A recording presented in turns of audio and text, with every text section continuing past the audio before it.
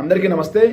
ఈ కూటమి ప్రభుత్వం అధికారంలోకి వచ్చిన తర్వాత డైవర్షన్ పాలిటిక్స్లో భాగంగా తిరుమల తిరుపతి వెంకటేశ్వర స్వామి యొక్క పవిత్రమైన ప్రసాదమైనటువంటి లడ్డూను కూడా వాడుకున్నారు. ఎలాంటి నిర్ధారణ లేకుండా ముఖ్యమంత్రి స్థాయిలో చంద్రబాబు నాయుడు గారు, ఉప ముఖ్యమంత్రి స్థాయిలో పవన్ కళ్యాణ్ గారు ఏదైతే లడ్డూలో జంతు కొవ్వు కలిసిందని, యానిమల్ ఫ్యాట్ అని దుష్ప్రచారం చేశారు. సుప్రీంకోర్టు ముట్టికాయలు వేసినా సరే ఈ రోజుకి ప్రజలకు కానీ ఏదైతే భక్తులకి కానీ వైఎస్ఆర్ కాంగ్రెస్ పార్టీకి కానీ క్షమాపణ చెప్పినటువంటి పరిస్థితి లేదు. ఇక పవన్ కళ్యాణ్ గారు అయితే 4 అడుగులు ముందుకేసి మెట్లు కూడా అపశవ్య దిశలో అడిగారు. కానీ మతాల మధ్య చిచ్చు లేపే విధంగా మాట్లాడారు ఆ రోజు. కానీ ఈ రోజు వరకు కూడా దాని మీద క్షమాపణ చెప్పినటువంటి పరిస్థితి లేదు.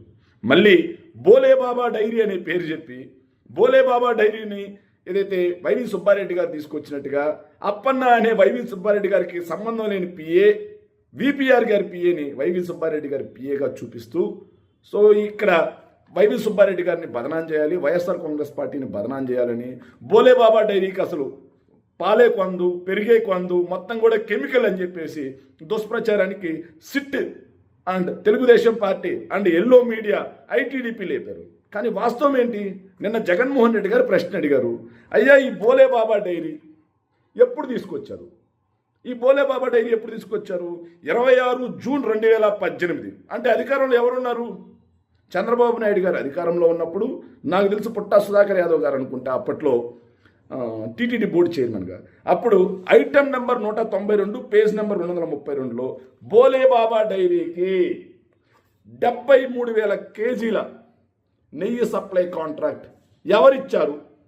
మరి బోలేబాబా డైరీ దొంగ డైరీ అయితే, బోలేబాబా డైరీ పాలు కొనకపోతే, బోలేబాబా డైరీ పెరుగు కొనకపోతే, బోలేబాబా డైరీ ఏదైతే రసాయనాల ద్వారా నెయ్యి తయారు చేసేదైతే, మరి చంద్రబాబు నాయుడు గారి ప్రభుత్వ హయాంలో పుట్టా సుధాకర్ యాదవ్ గారు చైర్మన్గా ఉండగా ఎందుకు ఇచ్చారు దీన్ని?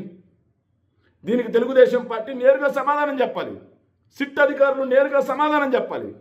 సో ఏదైతే శ్యామలరావు అని చెప్పి TTD EO YSR Congress party అధికారంలో ఉన్నప్పుడు వచ్చినవన్నీ కూడా వెనక్కి తిరిగి పంపించారు. మేము అధికారంలోకి వచ్చిన తర్వాత కూడా జూన్లో తిరిగి పంపించాం. సెప్టెంబర్లో వచ్చి కలిసినట్టుగా అనుమానాలు ఉన్నాయని చెప్పారు. మరి సెప్టెంబర్లో ఎవరు అధికారంలో ఉన్నారు? ఎవరు చైర్మన్గా ఉన్నారు?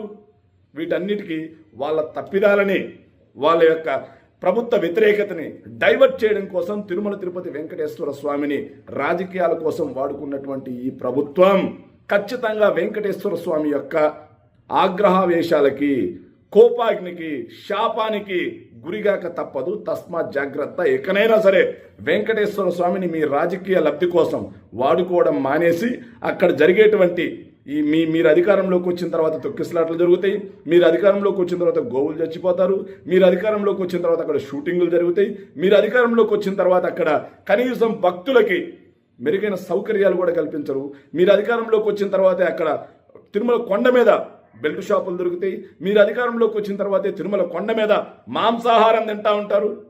ఇన్ని జరుగుతూ ఉంటే వాటిని నిషేధించి తిరుమల కొండ యొక్క వెంకటేశ్వర స్వామి యొక్క పవిత్రతను కాపాడండి. కానీ ఇలా వెంకటేశ్వర స్వామిని రాజకీయాలకు వాడుకోవద్దు అని చెప్పి విజ్ఞప్తి. Thank you.